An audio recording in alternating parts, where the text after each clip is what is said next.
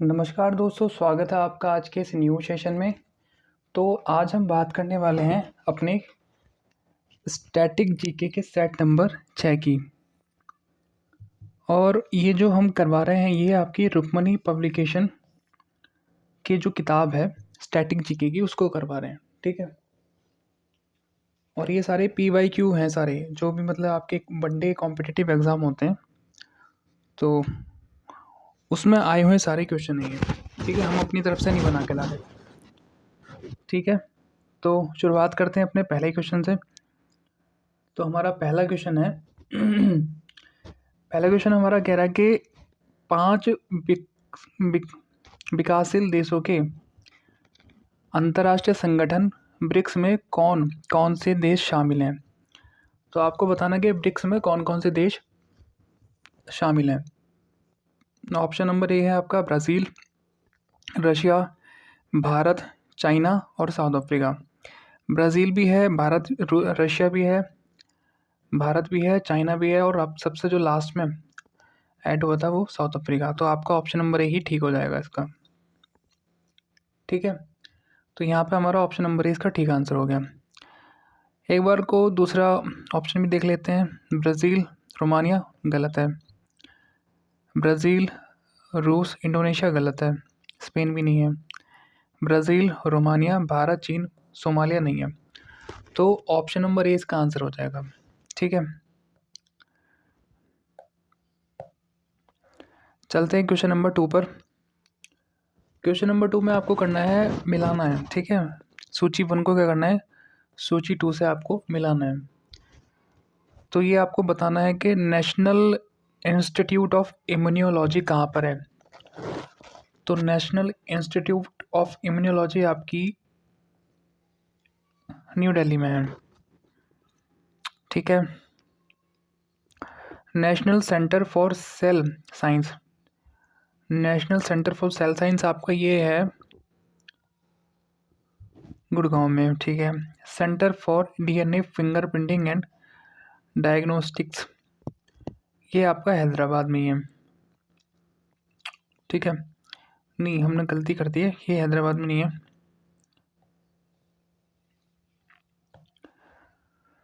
Option number ए हमारा हो जाएगा 4th, new Delhi. National centre for cells science हो जाएगा आपका पुणे। और centre for DNA fingerprinting and diagnostics ये हो जाएगा आपका हैदराबाद। और नेशनल ब्रेन रिसर्च सेंटर आपका हो जाएगा गुड़गांव, ठीक है। यानी कि ये हो गया 4 और ये हो जाएगा हमारा 1 और ये हो जाएगा हमारा 3 और ये हो जाएगा हमारा 2। तो 4 1 3 2 हमारा कौन सा ऑप्शन है, 4 नहीं, ऑप्शन नंबर भी हमारा है, ठीक है। 4 1 3 2 ऑप्शन नंबर भी हमारा इसका आंसर हो जाएगा। अब बात करेंगे क्वेश्चन नंबर 3 की। तो क्वेश्चन नंबर 3 हमारा बोल रहा है कि बंधुआ मजदूरी कब लागू की गई थी। तो बंधुआ मजदूरी आपकी 1976 में लागू की गई थी, ठीक है। क्वेश्चन नंबर 4 की बात करेंगे। भारतीय वायुसेना में निम्न में से कौन सी कमान नहीं है। उत्तरी वायु कमान, पश्चिमी वायु कमान, मध्य वायु कमान या फिर दक्षिणी पश्चिमी वायु कमान। तो इसका आंसर हो जाएगा आपका उत्तरी वायु कमान, यानी कि ऑप्शन नंबर ए इसका आंसर हो जाएगा। बात करें क्वेश्चन नंबर 5 की। यूरोपीय सेंटर फॉर न्यूक्लियर रिसर्च सर्न की प्रयोगशाला कहाँ है।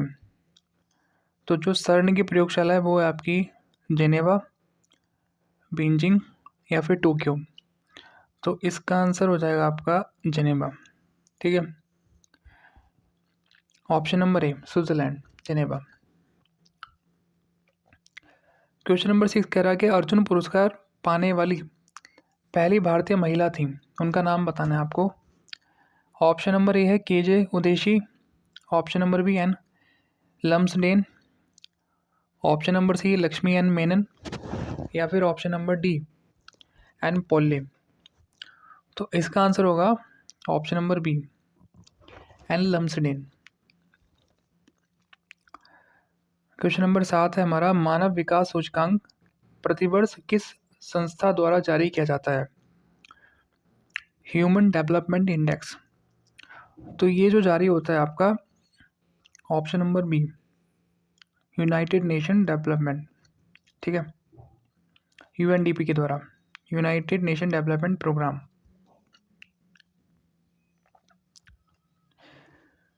क्वेश्चन नंबर 8 में पूछ रहा है स्वीडन की संसद का नाम है रिक्सडॉग, मजलिस, ड्यूमा या फिर कोर्टेस।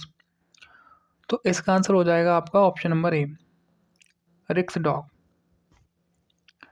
क्वेश्चन नंबर 9 बोल रहा है कि निम्न में से किसके बारे में विश्व का सबसे सस्ता टैबलेट पीसी होने का दावा किया गया है?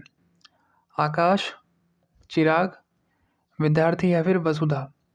तो आकाश टैबलेट जो है आपका, ये सबसे सस्ता होने का दावा किया गया है। क्वेश्चन नंबर 10 है निम्न में से किस मुख्यमंत्री को उच्चतम असैनिक पुरस्कार भारत रत्न मिला था? ऑप्शन नंबर ए है बिहार के लालू प्रसाद यादव जी को। ऑप्शन नंबर बी है तमिलनाडु के स्वर्गीय एमजी रामचंद्रन जी को।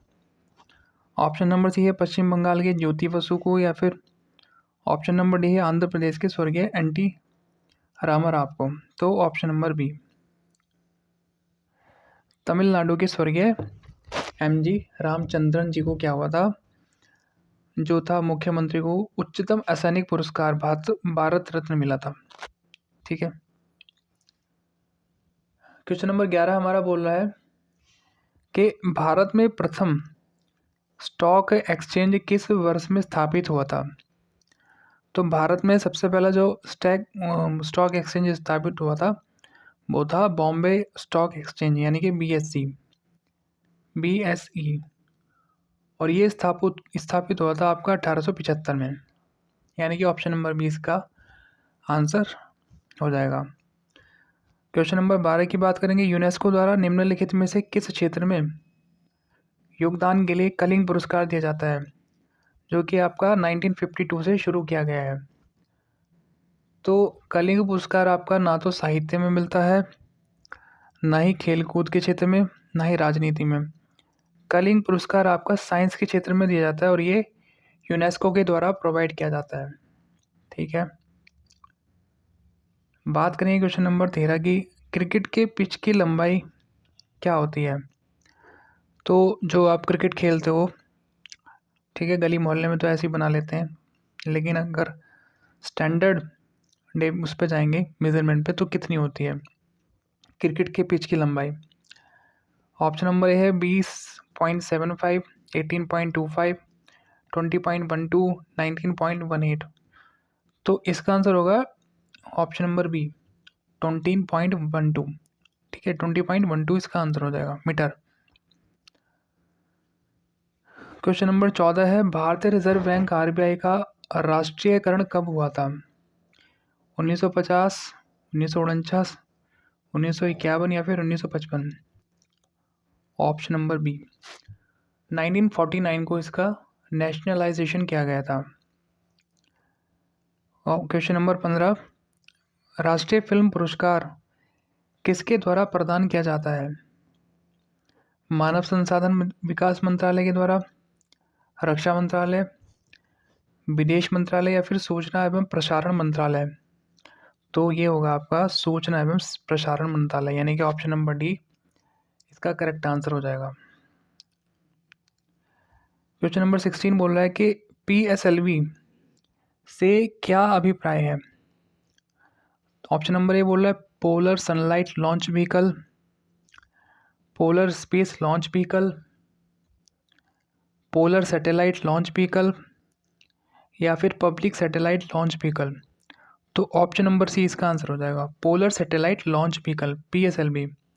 पी का मतलब पोलर, एस का मतलब सैटेलाइट, एल का मतलब लॉन्च और वी का मतलब व्हीकल, यानी कि ऑप्शन नंबर सी इसका आंसर हो जाएगा। बात करेंगे क्वेश्चन नंबर 17 की, भारतीय अमेरिकी लेखक श्याम सरन द्वारा लिखित पुस्तक की पहचान करें। तो जो भारतीय अमेरिकी लेखक हैं श्याम सरन जी, उनके द्वारा कौन सी पुस्तक लिखी गई है? ऑप्शन नंबर ए है how India sees the world. Option number B ladies coupe. Option number C the binding vine. Option number D the village by the sea. तो इसका आंसर हो जाएगा आपका option number A, how India sees the world.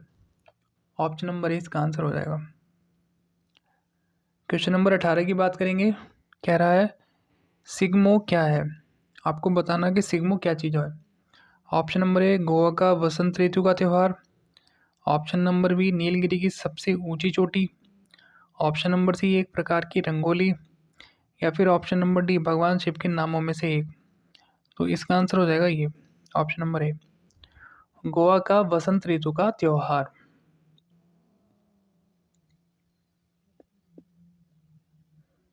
बात करेंगे question number 19 की। Unix cup किस खेल से संबंधित है। आपको बताना कि यूनेक्स कप किस खेल से संबंधित है। तो ये हो जाएगा आपका ऑप्शन नंबर ए, बैडमिंटन से। ना ही टेबल टेनिस, ना ही कबड्डी, ना ही क्रिकेट। ऑप्शन नंबर ए इसका आंसर हो जाएगा। बात करेंगे आज के लास्ट के क्वेश्चन की। तो यहाँ पे कह रहा है कि उपग्रहों की IRS श्रृंखला का प्रक्षेपण डैश के लिए किया गया था। संचार के लिए, उड़ान प्रदर्शन के मापन, सुदूर संवेदन या गामा रे खगोल विज्ञान के लिए। तो इसका आंसर हो जाएगा ऑप्शन नंबर सी, सुदूर संवेदन। ठीक है, यानी कि रिमोट सेंसिंग के लिए IRS श्रृंखला का प्रक्षेपण किया गया था। तो ये थे हमारे आज के